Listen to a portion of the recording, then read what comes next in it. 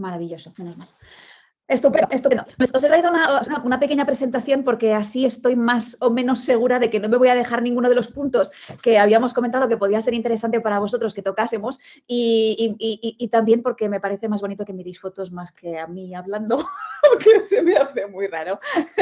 Pero bueno, en cualquier caso, muchísimas gracias por la invitación. Estoy realmente feliz de poder compartir este rato con vosotros y poder contar y hablar de una experiencia tan peculiar, yo creo, en nuestro país como pueda ser la divulgación desde una formación biológica, que es mi caso, y además acercándolo o enfocándolo desde una óptica que no es... Cada vez es más común, pero que hasta hace relativamente poco creo que no lo ha sido demasiado, al menos en castellano, que es la de la etnobotánica entendida en sentido muy amplio, porque a mí se me da mal la especialización, siempre he tenido vocación de generalista y por tanto, como soy una persona con una curiosidad muy voraz y muy variada, divulgar y hacer etnobotánica en sentido amplio es lo que realmente me ha llamado siempre y es a lo que tengo la suerte de poder dedicarme.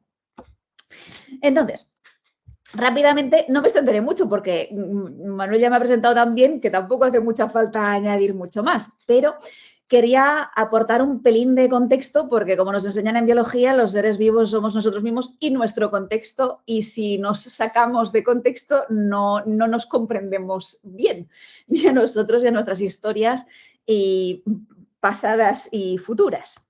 Entonces, como contaba Manuel, soy efectivamente licenciada en biología. Cuando aún no se habían inventado los grados, me pilló por poco. Y después hice una maestría en biología de las plantas en condiciones mediterráneas y lo hice en la Universidad de las Islas Baleares, en la UIB.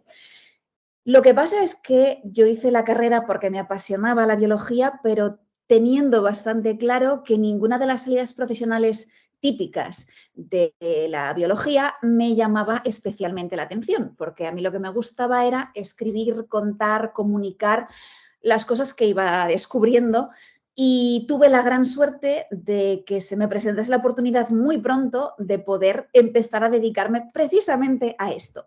Y por eso a día de hoy tengo el privilegio de poder presentarme a mí misma como una bióloga de formación y una escritora y divulgadora de vocación. Y últimamente he añadido la palabra podcaster porque se ha convertido en una faceta que ha ido adquiriendo más y más peso en los últimos años y porque, mal que me pese, no tenemos a día de hoy una palabra en castellano que sea más concisa y precisa que el anglicismo podcaster. Y mira que los anglicismos me gustan muy poco, pero este lo llevo con resignación y con un cierto orgullo también. Venga, va.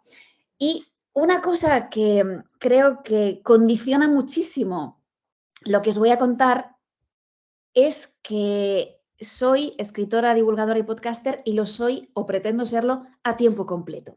Allá donde la mayoría de personas, me atrevería a decir, que se dedican a esto en España y en muchos otros lugares del mundo también, tienen claro que la divulgación es una parte, una parcela de su trabajo o de sus aficiones, pero no es lo que... No le piden a la divulgación que les traiga el pan a casa.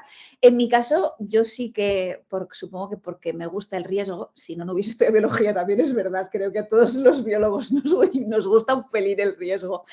Yo he tenido la loca idea de querer dedicarme a esto al 100%.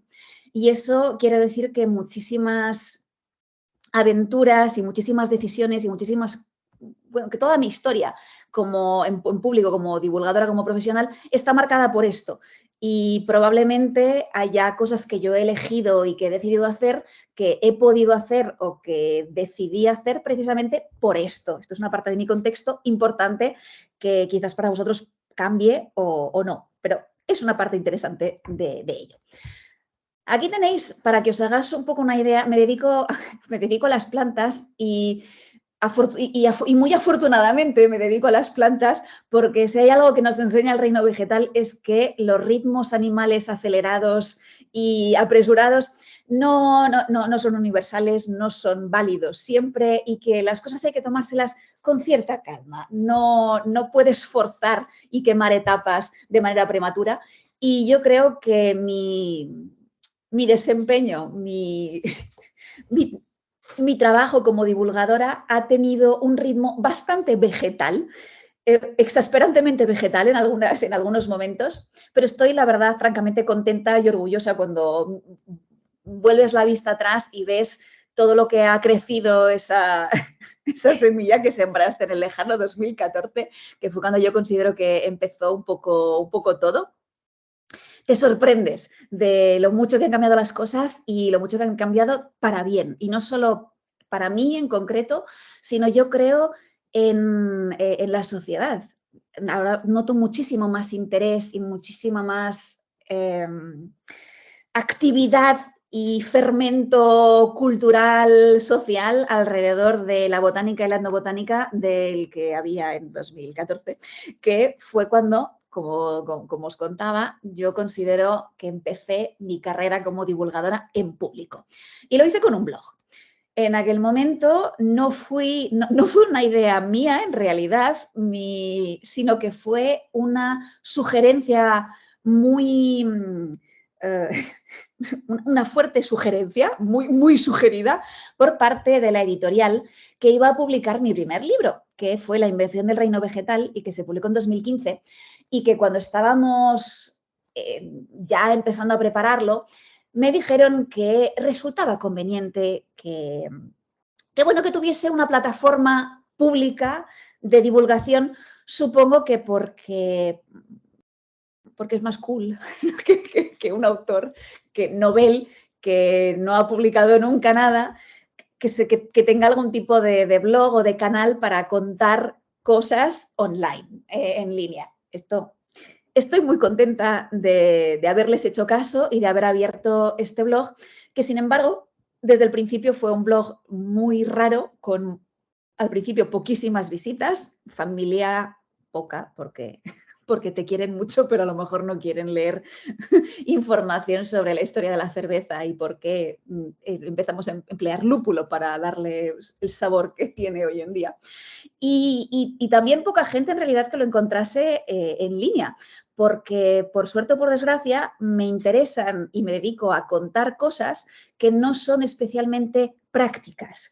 En el blog y en mi carrera de divulgadora en general nunca me he dedicado a contar o a compartir artículos como, por ejemplo, ¿qué le pasa a tu naranjo y cómo puede resolver el problema de la clorosis de sus hojas?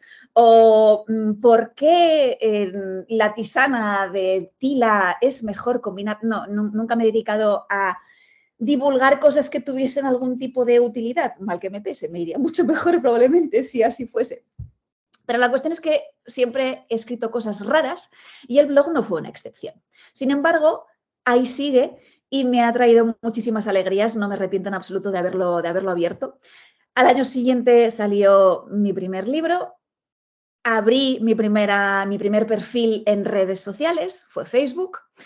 Y también tomé una decisión y abrí una plataforma, empecé a hacer una cosa que sigo haciendo hoy en día y que considero valiosísima, y es que inauguré un boletín mensual para poder contactar directamente con las personas que estaban interesadas en lo que yo hacía. Ya que éramos pocos, pues al menos era maravilloso poder tener un contacto directo con aquellas personas. Entonces me abrí una página web que aún hoy mantengo como autora, y en esa página web cualquier visitante podía dejarme su correo electrónico, aún sigue en marcha, no es solo pasado, y recibir así cada mes un correo electrónico en su bandeja de entrada en el cual yo pues contaba desde calendarios con los días que los americanos le dedican a cosas tan peregrinas como a saca a pasear a tu planta. Los americanos son muy curiosos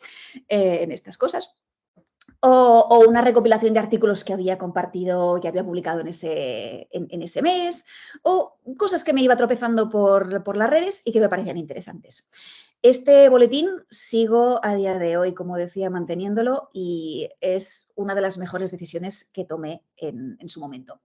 Pasaron los años, seguí divulgando, trabajando, empecé a trabajar un poco en inglés porque tengo la suerte de que me gustan mucho los idiomas y hablo varios de ellos, empecé a publicar cosas en inglés. Vi que solo era una persona que aún la clonación humana no está lo suficientemente avanzada como para poder fotocopiarme y ponerme a mí misma a trabajar en 2 idiomas a la vez full time. Es complicado, pero fueron años de experimentar mucho y de ir abriendo y probando cosas nuevas y ver un poco qué funciona y qué no. La experimentación, yo creo que ese es el método experimental que nos enseñan, que me enseñaron como bióloga, también me sirvió mucho, porque las distintas opciones, distintas plataformas, distintos proyectos que fui lanzando, los lanzaba haciéndome un pequeño proyecto de método experimental de qué voy a hacer, qué pretendo sacar de ello, cuánto tiempo vamos a mantenerlo hasta decidir si queremos, si está funcionando o no. Esa mentalidad me ha ayudado muchísimo y creo que es algo que no hubiese tenido si no hubiese hecho biología, la verdad. En 2018 salió mi siguiente libro, que este es para personas más pequeñas, menos adultas que La invención del reino vegetal, que es un tocho más serio, por decirlo de algún modo. Cuéntame si es amo o no. Habla de la relación entre las plantas y los cuentos de hadas tradicionales. Al año siguiente, ya se ve que fui cogiendo carrerilla. Al año siguiente salió mi tercer libro, que es el libro de las plantas olvidadas, y 2019 fue un año importante para mí porque fue el año en el que por fin decidí tirarme a la piscina y abrir el podcast que hoy en día se ha convertido en uno de los puntales de mi trabajo de divulgación, al que titulé La senda de las plantas perdidas, en parte para hacer eco del título del libro. Salió antes el podcast que el libro. Al final ha sido un poco caótico porque la gente se lía y me mezcla los títulos, pero da igual, no pasa nada. Lo importante es que las plantas estén presentes ahí y el resto no tiene tanta importancia.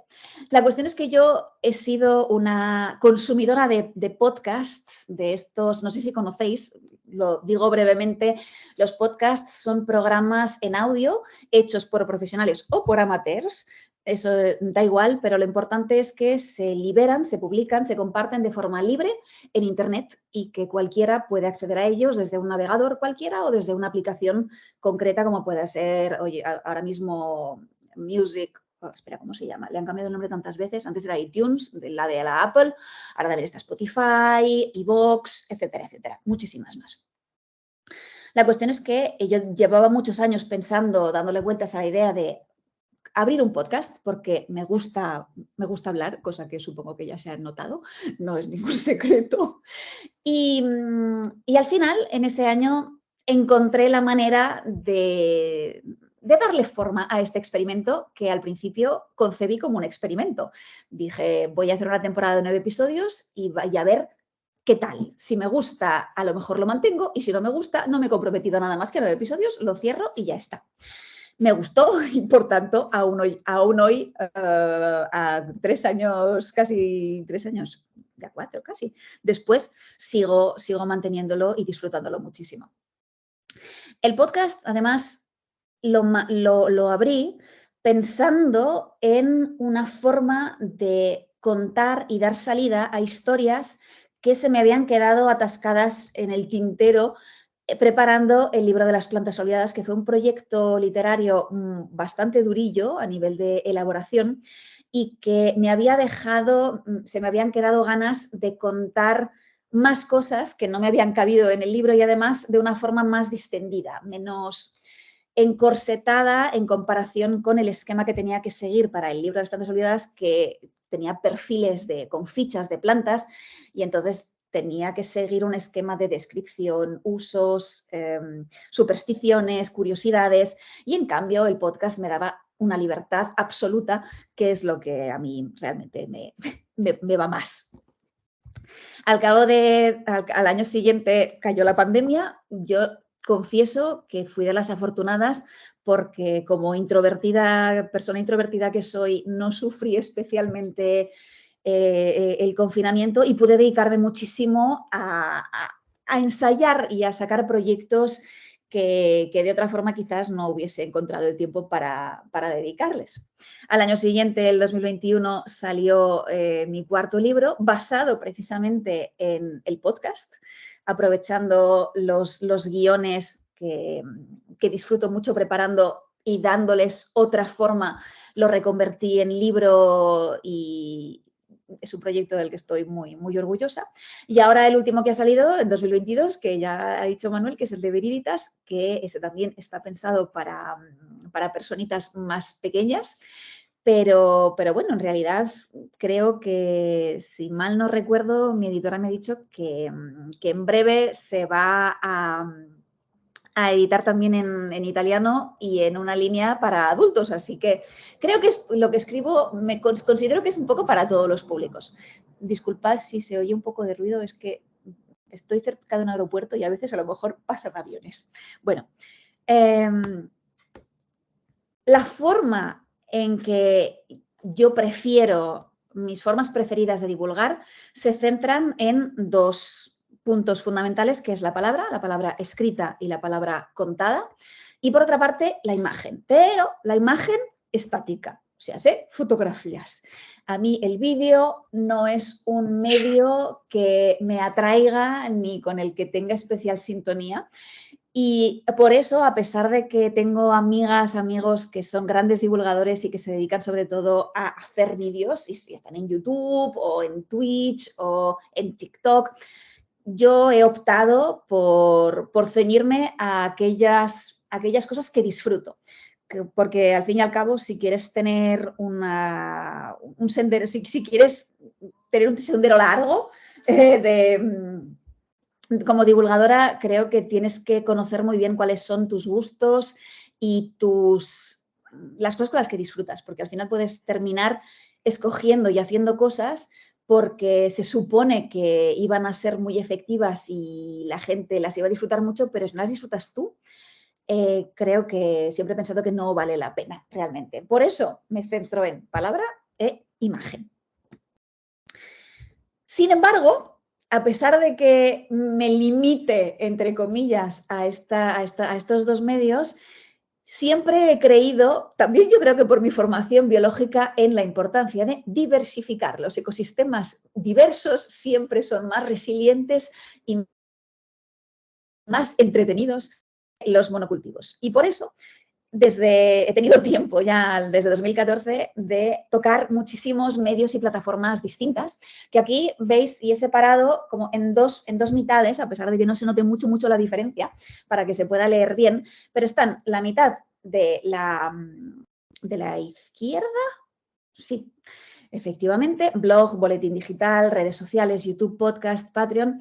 Estos son los medios y plataformas que controlo yo directamente y en los que puedo volcar contenido en cualquier momento. Si me levanto por la mañana inspirada y me apetece compartir un artículo o una foto a una viola canina que me he tropezado por el monte, pues puedo hacerlo tranquilamente sin pedirle permiso a nadie.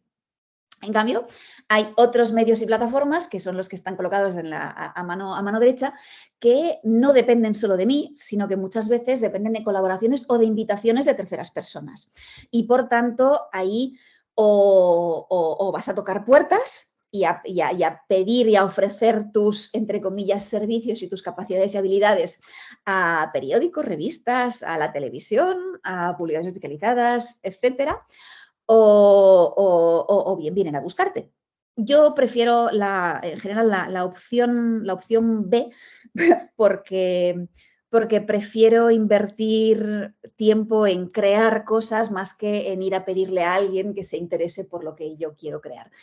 Pero eso son opciones personales y es una vez más mi preferencia, creo que por carácter, entre otras cosas. Entre las colaboraciones, sin embargo, las colaboraciones siempre son súper enriquecedoras porque te ponen en contacto con personas, con entidades, con formas de hacer, con formas de comunicar que son distintas a la tuya y de las que siempre he tenido la suerte de aprender muchísimo. Entonces, aquí tenéis una recopilación de algunos de los medios y plataformas con las que he tenido la suerte de colaborar. Desde medios muy grandes como El País, que estuve colaborando en Verne hasta que murió, cerraron la revista de Verne, últimamente en la sección de estilo de vida. También colaboré en su momento en un magazine de la televisión local de las Islas Baleares. He colaborado y estoy colaborando para hacer alguna guía para el gobierno, para consellerías. Siempre me hago unos líos con los departamentos autonómicos, que por eso prefiero no meter la pata. Digo CAIP, que es el gobierno, que es el gobierno de las Baleares, y me curo en salud. También he podido colaborar con la Diputación Valenciana, con la Térmica de Málaga, la Diputación de Málaga, que tengo excelentes amigos que han trabajado y colaborado con la Térmica, para revistas más especializadas, como pueda ser la revista Litoral, que se dedica más a literatura, arte, y es una delicia de revista. La revista Pan, que es una revista para panaderos que adoro absolutamente. ¿A quién más puedes proponerle una historia sobre la domesticación de los trigos y puedes contar cosas sobre los trigos hexaploides y tetraploides y diploides? En fin, una maravilla. La revista Jotdown, también tuve la suerte de poder colaborar con ellos. Pantera Magazine, que esta es para niños. La publicación del Instituto Cervantes Digital, El Rinconete, que estamos haciendo una serie sobre literatura y plantas en colaboración con un profesor de literatura majísimo. Y conferencias, charlas, talleres en la Casa Encendida el año pasado, en Plantarina, que me permitió visitar las Islas Canarias, Tenerife, que era un sueño mío que tenía desde hacía tiempo. He colaborado con Atelier Aletella, que tienen un estudio de plantas, de tinción natural en Madrid, con mi amiga de las hojas del bosque, que es otra divulgadora maravillosa de las humanidades y el medio ambiente, con Virginia de Trucos Naturales, que tenemos ahora una divulgación en marcha, y espero que con muchísimas más personas y entidades. Quién sabe lo que nos traerán, lo que nos depara el futuro. Y a pesar de que algunas veces da la sensación, o cuando lo cuento, da la sensación, me impresiona un poco el hecho de haber colaborado con El País o con IB3 Televisión. Al final te das cuenta de que lo importante es que colaboras y contactas con personas, y que mantener y alimentar relaciones cordiales y que sí,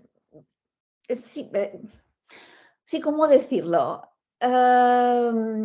Educadas, cordiales y con interés, abre muchísimas puertas, abre muchísimas puertas, y en general la gente le gusta que le cuenten cosas de plantas, a pesar de que muchas veces no sepan que les interesa. Pese a ello, todo hay que decirlo, divulgar trae muchas satisfacciones, pero no es exactamente lo que yo diría un camino de rosas. Entre otras cosas porque la oferta, si me pongo pragmático, cínica, lo que yo hago es ofrecer contenidos, ofrecer artículos, libros, audios que la gente tiene que escoger, a los que la gente les tiene que dedicar tiempo, y ese tiempo lo podrían dedicar haciendo otras cosas, como pueda ser ver Netflix o leer otro libro o salir de paseo a tomar un café o cualquier otra cosa. Entonces, eso quiere decir que es muy fácil a veces perderse en una marea de posibilidades y de opciones que todo el mundo te dice, pues tienes que estar aquí, aquí, aquí, aquí, puedes hacer esto y esto y esto y esto y esto. Y a mí, que me gusta, como decía, hacer muchas cosas distintas, y tengo una curiosidad que me lleva en direcciones a veces opuestas y es difícil priorizar.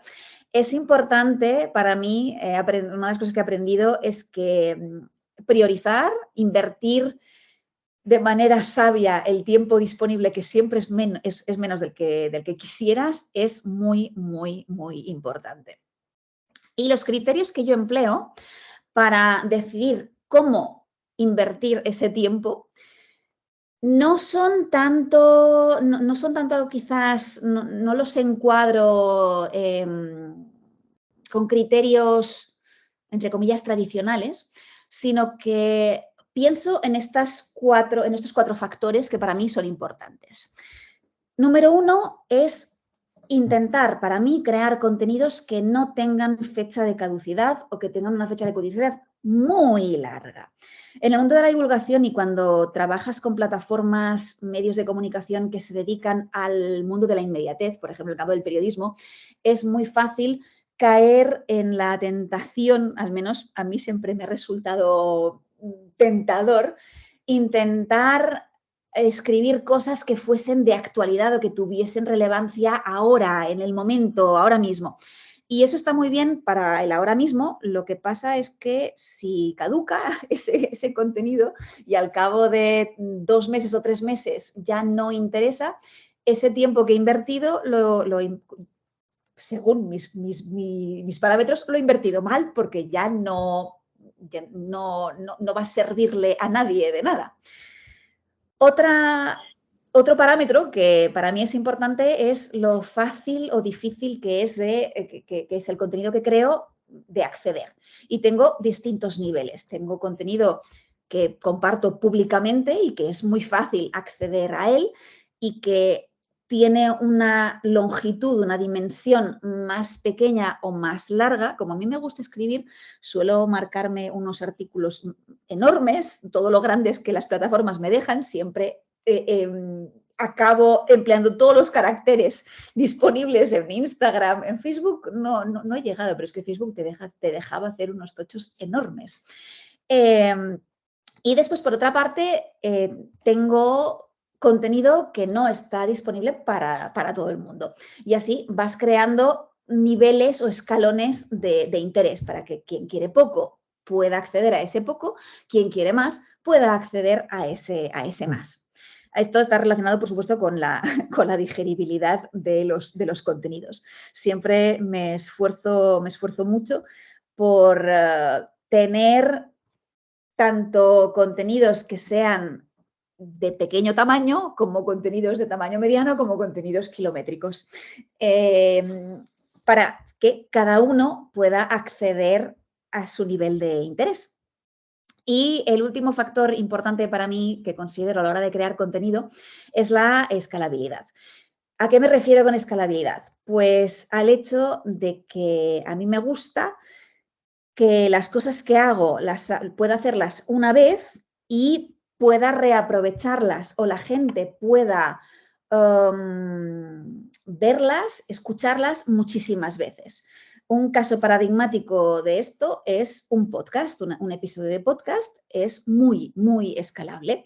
¿Por qué? Porque yo hago el guión a lo largo de 5 días, lo grabo, lo edito, lo subo y el trabajo que invierto para llegar para tener ese episodio de podcast listo es, ¿cuánto pueden ser? 6 días.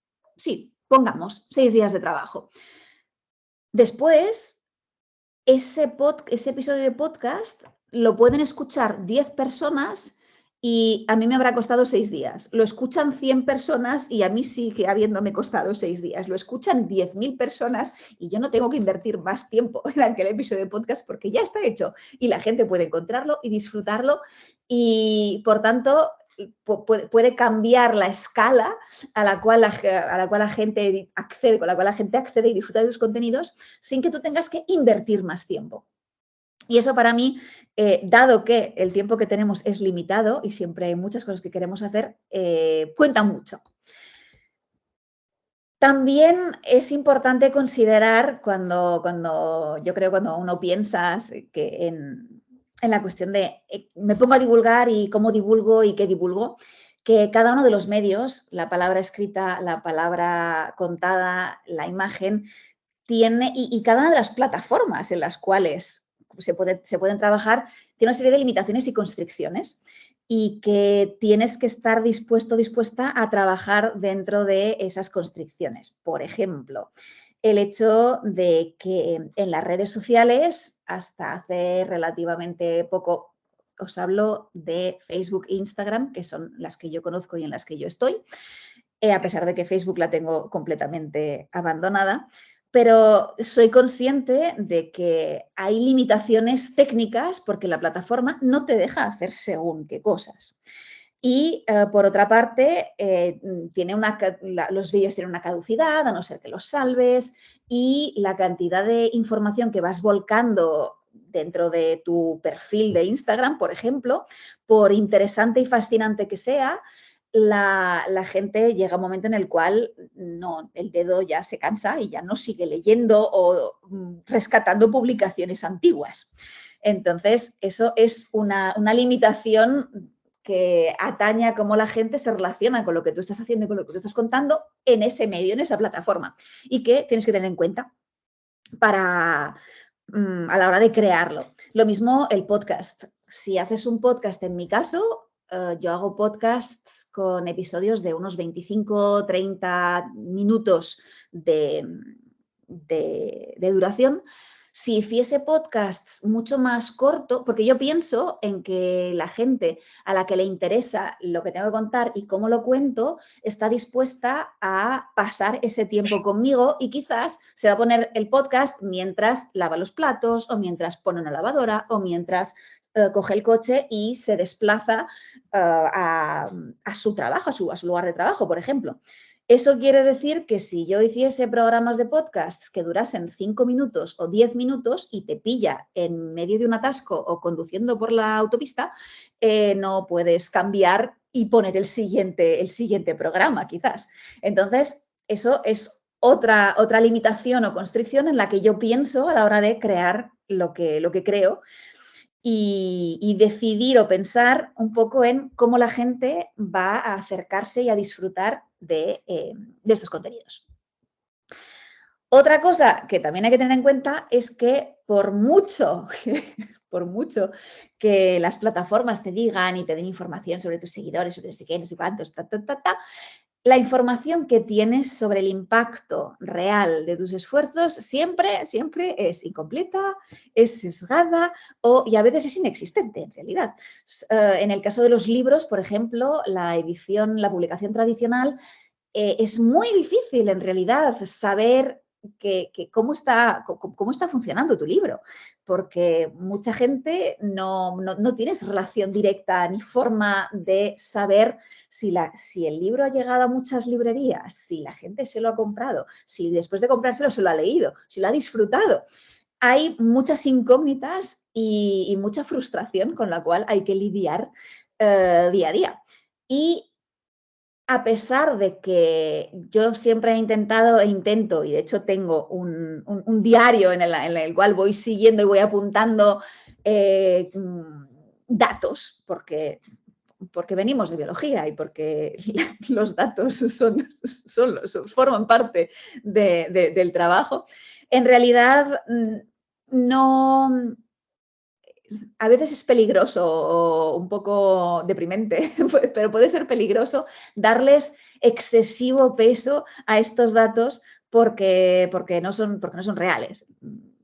Entonces, siempre hay que tener en cuenta que la información que tenemos nunca es toda la que querríamos y que a pesar de que intentar encontrar indicadores lo más veraces posibles y esforzarnos por recoger datos, cuantos más y mejor y de mayor calidad, pues mejor, que hay un límite y que al final lo importante para mí es disfrutar y que la gente, y tener un cierto feedback, y por suerte lo tengo, de gente que te dice que disfruta con lo que haces.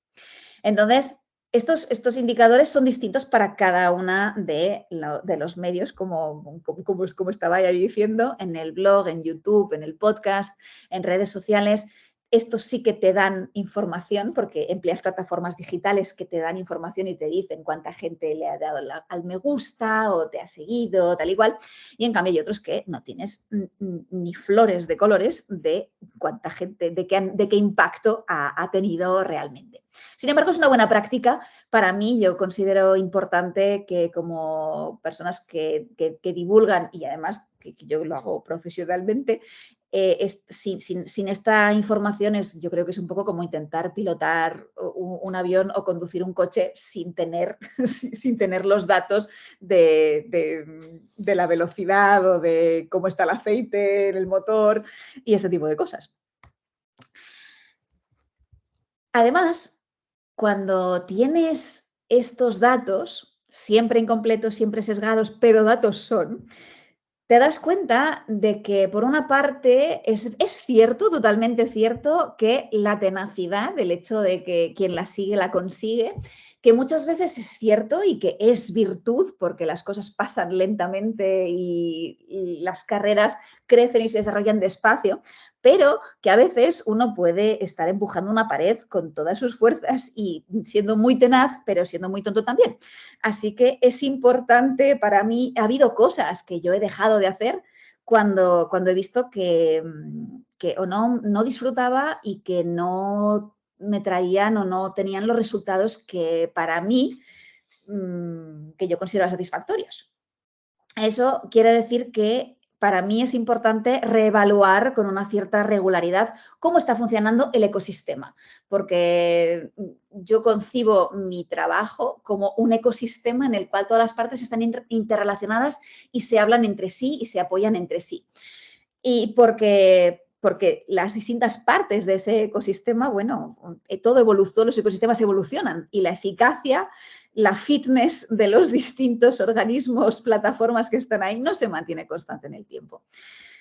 Por eso, de ahí la importancia de, uno, priorizar, como decía, y también la de reaprovechar. Esta es lo que llamamos en casa el principio del agua mallorquina, hablando de, yo nací en una isla en la cual los recursos hídricos son escasos y han sido durante muchísimo tiempo un bien precioso que no se derrochaba jamás de los jamases. Entonces, el agua no tenía un único uso, sino que tenía al menos 4. La primera vez te la echabas en la jofaina y te lavabas la cara, después las manos, después a lo mejor los antebrazos y después al final lo tirabas al váter.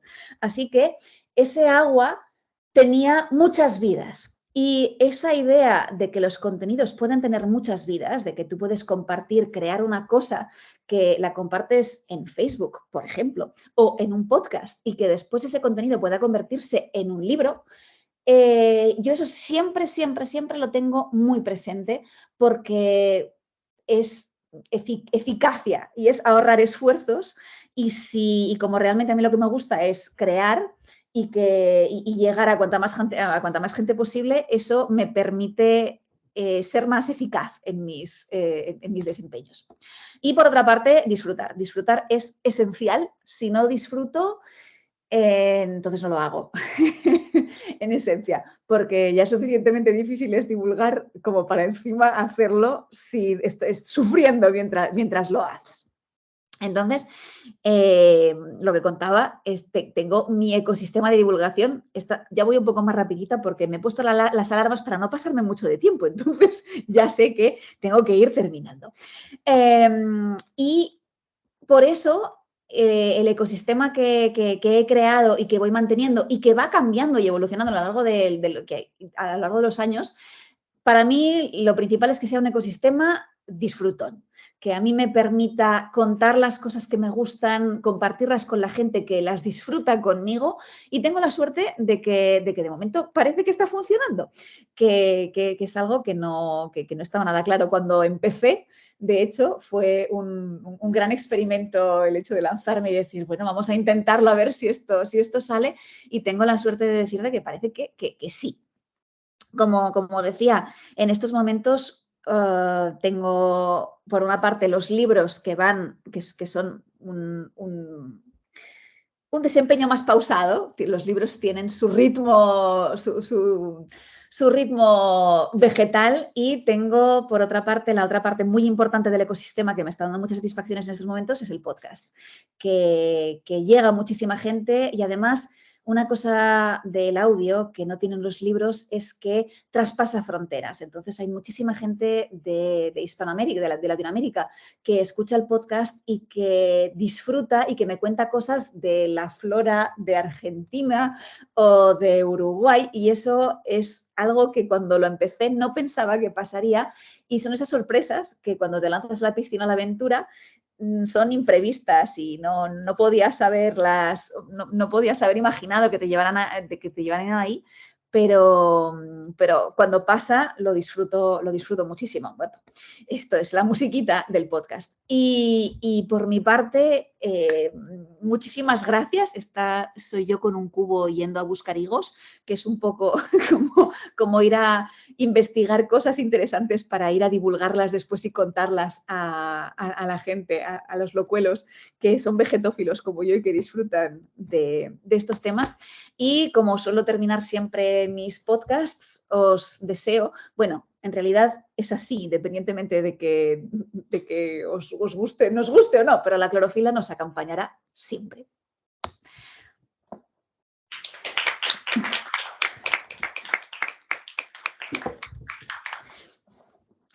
Vale.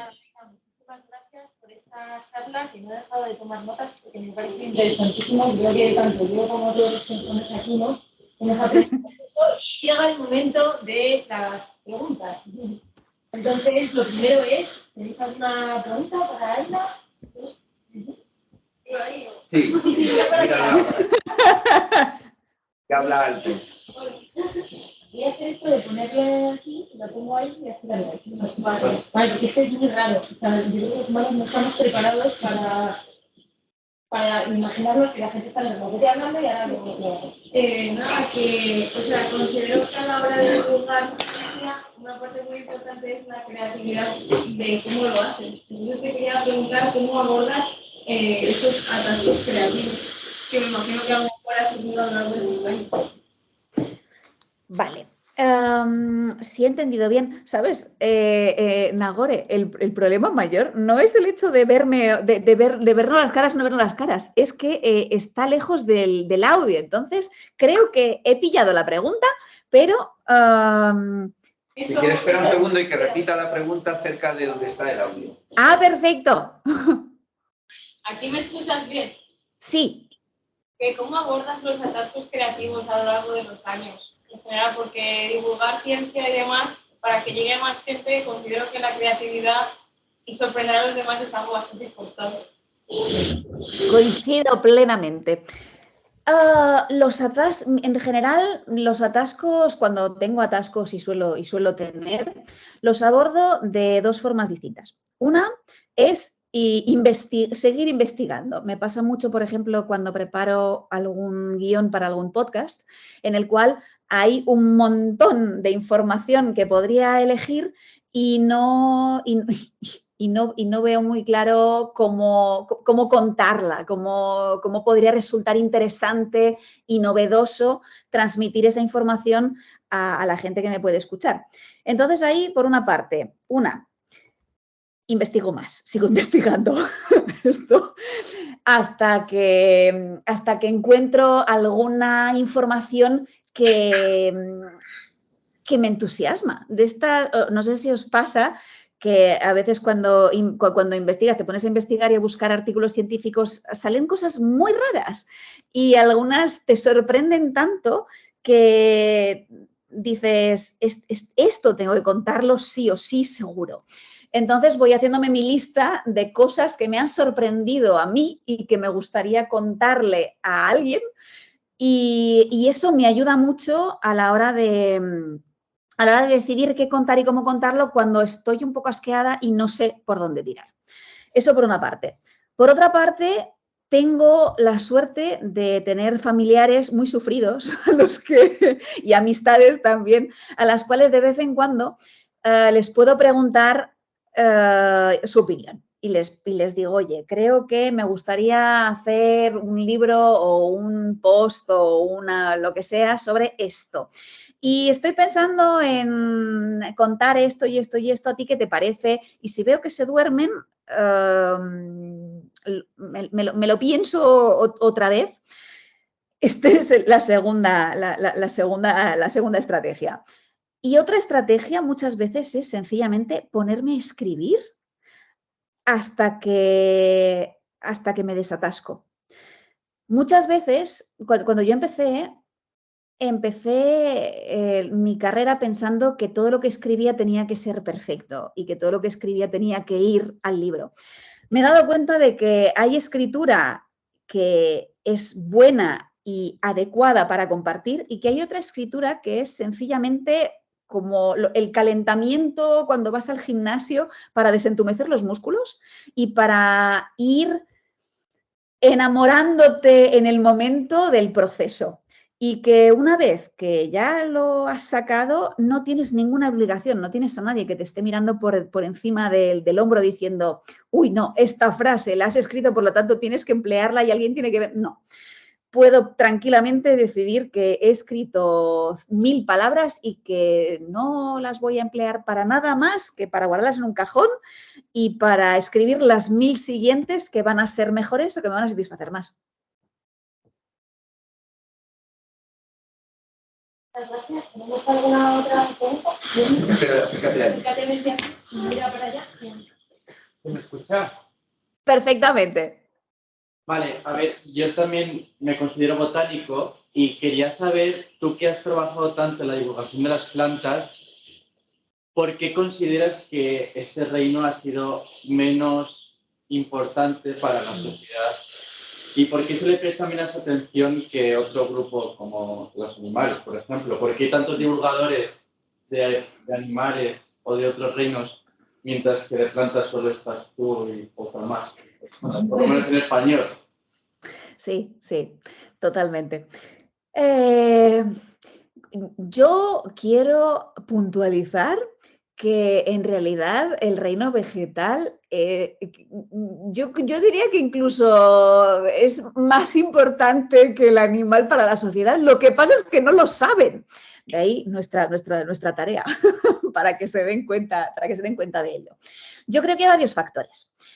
Uno de ellos, hoy en día se habla mucho de él, está muy en boga, creo que es el tema de la ceguera verde, ese sesgo perceptivo de nuestro cerebro que tiende a considerar al reino vegetal como fondo, cuya información es interesante pero no urgente, y que si hay un animal en la hoja o delante de la planta, al animal siempre le prestamos más atención porque en general se mueve y lo que se mueve nos gusta. ¿Qué le vamos a hacer? Compartimos mayor proximidad evolutiva con ellos. Creo que son más carismáticos y que tenemos más tendencia de natural nuestro a fijarnos en lo que se mueve, y eso es algo que no... Esto recuerdo que descubrí en su momento que no solamente es algo que tenga que ver con animales y plantas, sino que en el mundo digital, en el mundo, los psicólogos que hacen experimentos Gestalt y estas cosas, ven que los humanos, cuando vemos algo que se mueve, le prestamos más atención que a las cosas que no se mueven. Los animales se mueven, ergo, tienen una ventaja respecto a las plantas muy superior porque se mueven a ritmos más interesantes para nuestro sistema perceptivo. Eso por una parte. Por otra parte, creo que la urbanización progresiva que ha sufrido nuestra sociedad en la última década ha hecho que perdamos la intimidad que teníamos la mayoría de nosotros antes con el reino vegetal y que nos hayamos ilusionado con que las plantas solo están en el supermercado cuando vamos a comprarlas para comerlas, o en los árboles mal podados de nuestras ciudades, o en las malas hierbas que se cuelan donde no nos interesa. Creo que hemos creado una sociedad en la cual existe la idea errónea e inconsciente pero presente de que las plantas son prescindibles, de que no son relevantes, de que aparte de el trigo, las patatas, porque las patatas fritas, el tomate, el chocolate, el café y poca cosa más, que así las plantas en general, pues que si prescindimos de ellas, que tampoco, pues mira, tampoco está tan grave la cosa. Y como es más difícil empatizar con una planta, de hecho, prácticamente imposible, si en función de lo que entendamos por empatía, tampoco son seres que el WWF tenga facilidad para vendernos, al igual que nos han contado que los pandas, salvarles es importante, etcétera, etcétera, o el lince, que estoy completamente a favor de salvar a los pandas, a los linces, etcétera, etcétera, que conste.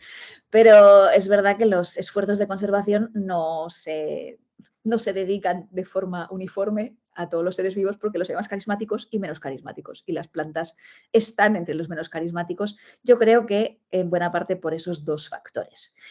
Estamos a tiempo de corregirlos porque creo que partimos de una situación de base que es que las plantas son esenciales y fundamentales a pesar de que nos parezca que no lo son. Solo hay que hacer que la gente se dé cuenta. Gracias. ¿A ti?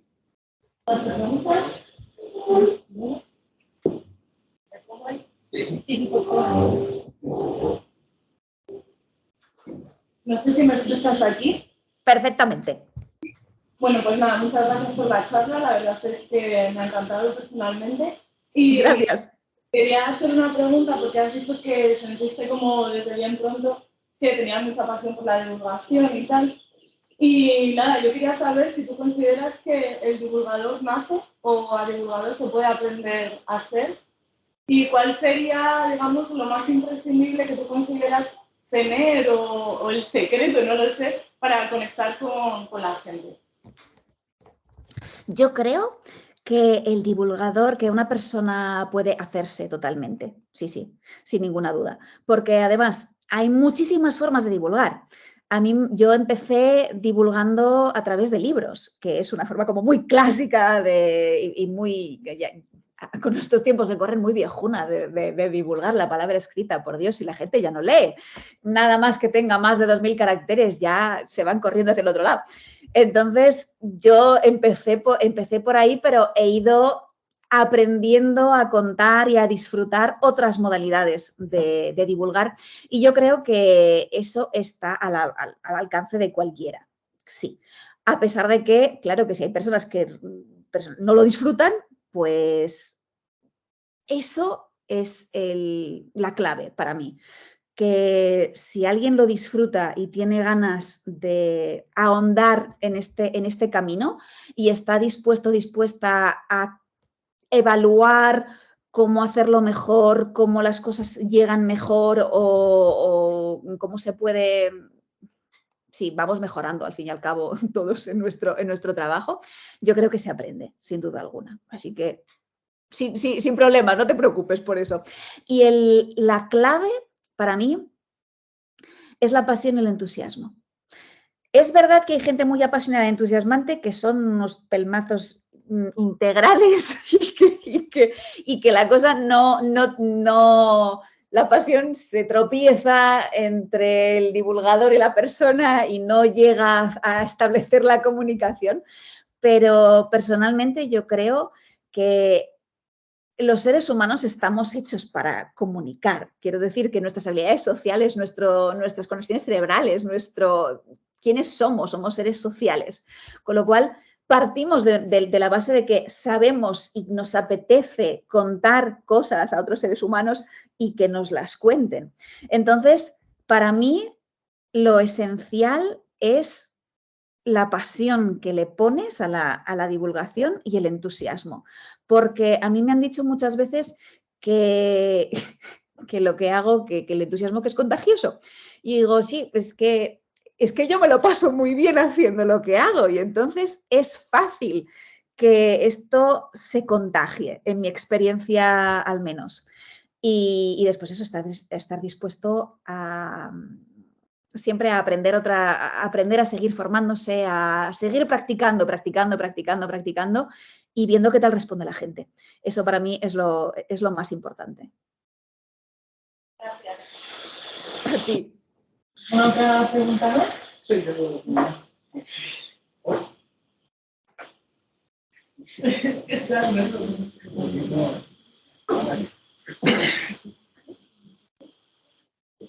¿Me escucha aquí? Perfectamente. Primero agradecerte la charla, me ha parecido muy interesante. Gracias. Tenía una pregunta, la primera es que nos comentes un poquito cómo se estructura tu podcast, ¿no? Nos has contado que es alrededor de 30 minutos, 20 minutos, cómo se estructura y sobre todo que nos cuentes para ti, evidentemente, qué aspecto es el más genuino, el más interesante para destacar de otros podcasts, porque claro, a mí me puede interesar un podcast relacionado con plantas, estoy estudiando este máster, pues me puede interesar, pero ¿qué es lo genuino, lo que destaca, lo que yo de verdad me llevo de eso? Sí. Ese es un punto muy importante. Gracias por haberlo dicho, porque hoy en día la gente que nos dedicamos a la divulgación y al mundo del podcast también, nos encontramos pues con eso, con que cada vez hay más oferta, entre comillas. Es un poco feo decirlo, pero sí, es oferta de entretenimiento. Y nos planteamos siempre por qué hacemos lo que hacemos y por qué tendrías que escucharme a mí en lugar de escuchar a otra persona que hace un podcast que se supone que puede abordar un tema parecido. Entonces, yo siempre he intentado ceñirme a un consejo que escuché a una divulgadora en otro podcast, que es que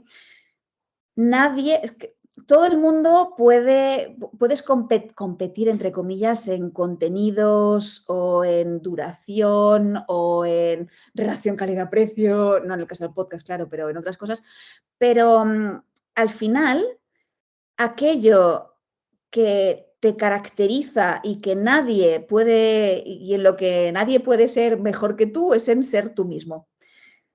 Con lo cual, yo siempre en mi podcast lo que he hecho ha sido presentar o intentar presentar de forma muy clara cuál es mi perspectiva, mis intereses, mi visión del mundo y de la divulgación para ver si coinciden o si pueden interesar a la persona que me está escuchando.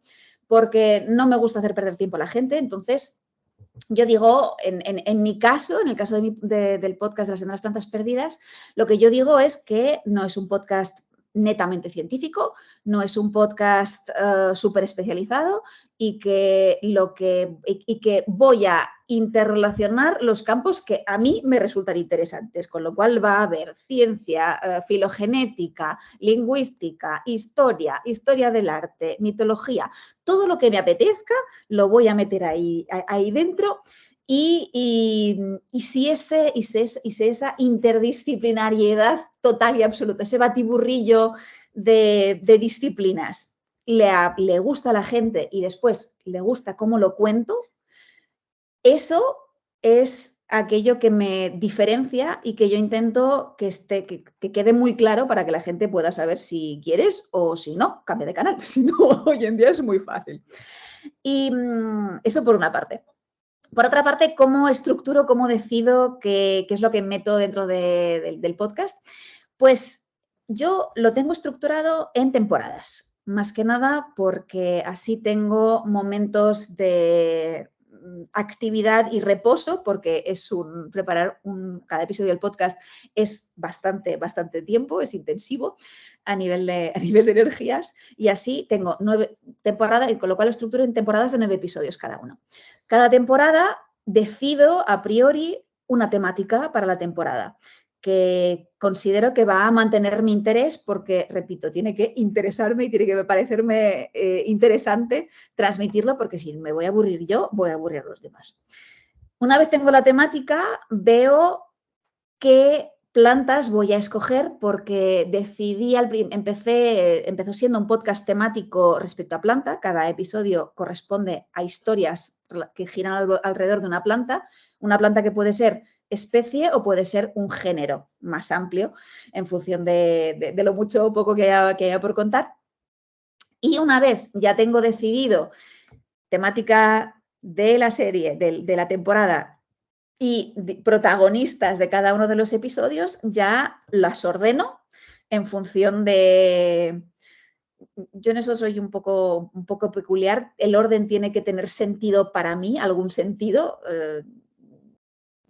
Y después, semana por semana, voy preparándolo. Y la estructura, siempre suelo intercalar parte en la cual cuento cosas redactadas por mí y extractos y citas de documentos originales siempre que considero que puedan ser interesantes o relevantes. Sin embargo, puede variar un poco de temporada a temporada. Por ejemplo, la última temporada que acabó en enero estaba dedicada a la botánica de cuento, la botánica en los cuentos de hadas, las plantas que aparecen en los cuentos de hadas. Entonces, allí había muchísima presencia de extractos de distintos cuentos, de distintas tradiciones del mundo, desde Japón, la India o los hermanos Grimm o África también, alguno conseguí colar. Y intentar, a partir de la presencia de la planta en cada uno de esos cuentos, intentar y contar aspectos etnobotánicos que tenían relevancia. Eso, por una parte, en este caso a mí me ayudó mucho a escoger qué contaba y qué no contaba sobre cada una de las plantas, en función de qué es lo que los cuentos tenían que decir al respecto. A ti. Bueno, yo la verdad es que me han surgido miles de preguntas. Desde luego te quiero dar las gracias porque me ha encantado, ¿vale? Me alegro. Una pregunta que son curiosidades que yo tengo. Cuenta. Me gustaría reforzar la idea esta de la pasión, porque a mí me parece que es el motor de nuestra vida si queremos tener satisfacción. Porque la vida luego es difícil, ¿no? Me ha gustado lo que tú has contado, que las hay rosas, hay espinas, pero cuando tienes pasión aguantas los pinchazos de las rosas. Yo de esto estoy de acuerdo, ¿vale? A mí, la primera vez que escuché a una persona hablar de etnobotánica, porque había leído, fue Emilio Blanco. No sé si has tratado con Emilio o no has tratado con él, pero es pasión pura. Sí. Es pasión pura, ¿verdad? Entonces, de lo que habla, da igual de lo que hable, es tan apasionado y él, bueno, pues a mí fue uno de mis motores, diríamos, hace años cuando lo oí hablar. Y ahora que te oigo hablar, pues veo como a una heredera de Emilio, pero con una posición mucho mayor, diríamos, ¿no? Esta línea de Emilio Blanco, vale. Bueno, gracias. Tengo dos cosas completas, serían más, pero para reducirlo. La primera es cómo una chica tan joven le ofrece, se contacta contigo, una persona de tanta importancia, y te ofrece escribir un libro en Ariel. Porque a mí no me lo hace nadie. Comprendo que debo ser muy aburrido, pero esto no me llega así como así. Entonces, esta es la primera pregunta. Te voy a hacer todas, ¿vale? Y perfecto. Esa sería la primera. Y luego la segunda, tú has dicho que te parece que en las últimas décadas hay una mayor actividad y fervor por la botánica y la etnobotánica. También es mi percepción. ¿Verdad? Yo también lo percibo. Percibo que los periódicos hablan más de botánica que hablaban hace 15 o 20 años. De etnobotánica, esto desde luego, lo tengo clarísimo. Pongo una nota biográfica aquí. Cuando yo hice la tesis en el Jardín Botánico, que quería ser botánico, lo que recibía era un rechazo total. Era, tú estás loco. Eso para divulgar, bien, pero nada más. Esa era la respuesta que yo recibía. Solo podrás divulgar en tu vida, no serás nunca un científico ni nada que se le parezca. Entonces, qué desastre. No soy un gran divulgador, pero es evidente que la etnobotánica yo creo que ha ayudado un poquito a la divulgación de la botánica. Pero yo quiero que tú nos digas qué te parece que es el origen, qué cosas ha habido en la sociedad que hayan ayudado a este pequeño cambio, ¿vale? Y luego la otra pregunta es esta personal de cómo, o sea, ¿qué hiciste en tu vida para conseguir esta carrera tan brillante, diríamos? Tiene que ver un poco quizás con lo que tú le has preguntado, no lo sé. A mí tiro del hilo de eso, ¿vale? Maravilloso. Yo te discutiría eso de que has dicho, si he entendido bien, que no eres un gran divulgador, ¿eh? Para nada, para nada. Yo me sentí honradísima cuando recibí vuestro correo porque reconocer el nombre de alguien cuyas publicaciones has leído y disfrutado es lo más grande, de verdad. Vale, recapitulando. ¿Cómo acabo yo tan joven publicando con Ariel gracias a José Antonio Marina? Pues ahí confieso que no es mérito mío, es esas casualidades de la vida en las cuales tú no tienes mucho que decir ni mucho que hacer, pero que las oportunidades, yo creo que eso también es cierto, que pensamos a veces que todo lo que nos pasa en la vida nos lo tenemos que ganar y no, en realidad no. Y ha habido muchas cosas que me han pasado que no me las he ganado, que sencillamente han sido como regalos caídos del cielo, pero sí he tenido la responsabilidad de intentar aprovecharlos y de sacarles el mayor partido posible. Entonces, José Antonio Marina es una persona magnífica que se convirtió en amigo de mi familia por haber sido invitado a un congreso que organizó mi madre años antes de que yo, incluso creo, empezase la carrera. Por eso nos conocíamos y cuando yo estaba acabando biología me preguntó José Antonio a ver qué tenía pensado hacer con mi vida después de que acabase la carrera y yo le dije que no lo sabía, pero que lo que a mí me gustaba era escribir. Y fue entonces cuando, no sé si apiadándose de mí o viendo que a lo mejor esta chica podía tener algo interesante que decir, me propuso escribir un libro juntos. Al final, el libro, lo de juntos, acabé escribiéndolo yo porque mi voz y mi manera de contar estaba ya muy formada. Y José Antonio se convirtió en el productor y en el padrino del libro, además de su prologuista, y fue él quien me introdujo, me presentó al director de Ariel y gracias a quien le debo el inicio de mi carrera como divulgadora. De hecho, le estaré siempre infinitamente agradecida por eso. Así que ahí no tengo mérito por el hecho de ese inicio.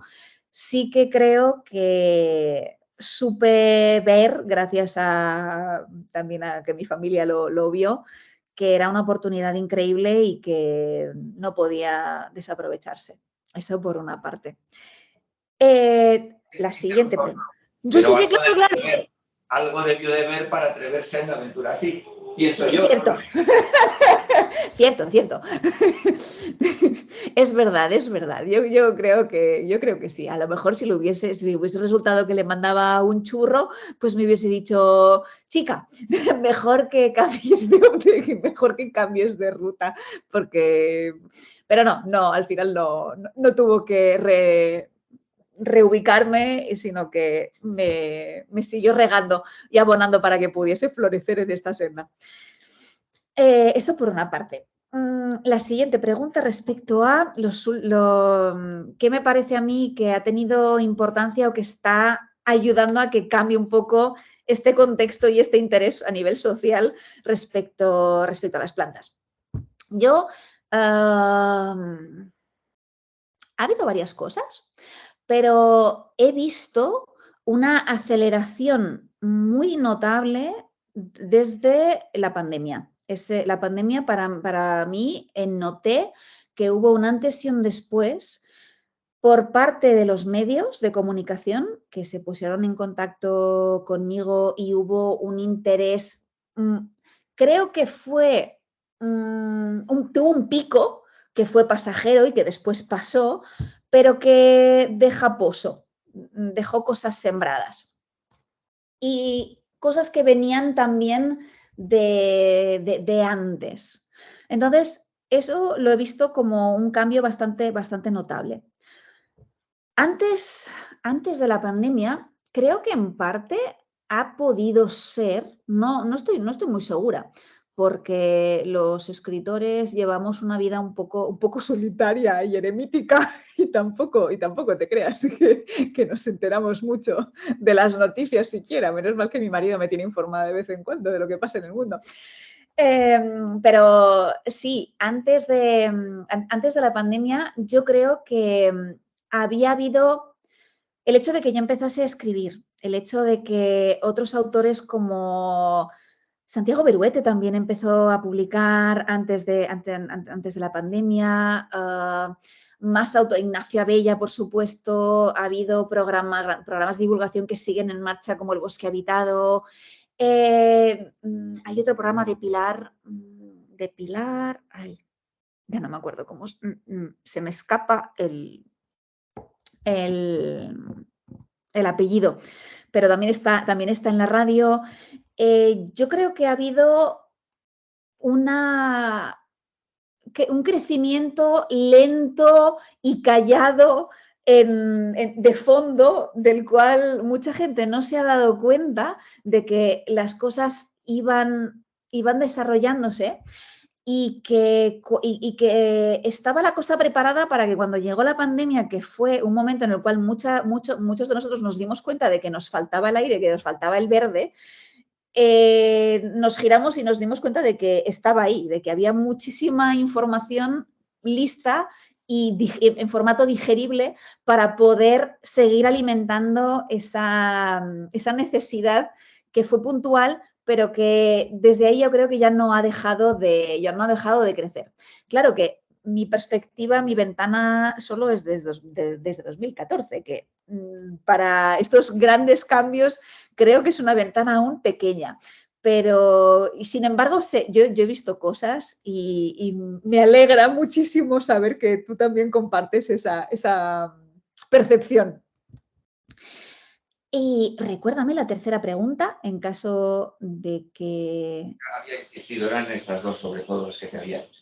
Vale. Bueno, muchísimas gracias. Muchísimas gracias. Que va a vosotros. Si nadie tiene más preguntas, vamos a cerrar aquí la charla. No puedo más que de verdad agradecer este tiempo que has pasado con nosotros, que ha sido de verdad, muy interesante. Espero que podamos contar contigo en el futuro. Y nada, Muchas gracias a vosotros. Ese era bueno, mi propósito, mi deseo. Esperaba que pudiese resultaros de alguna ayuda, que de eso se trata. Así que muchísimas gracias por la oportunidad.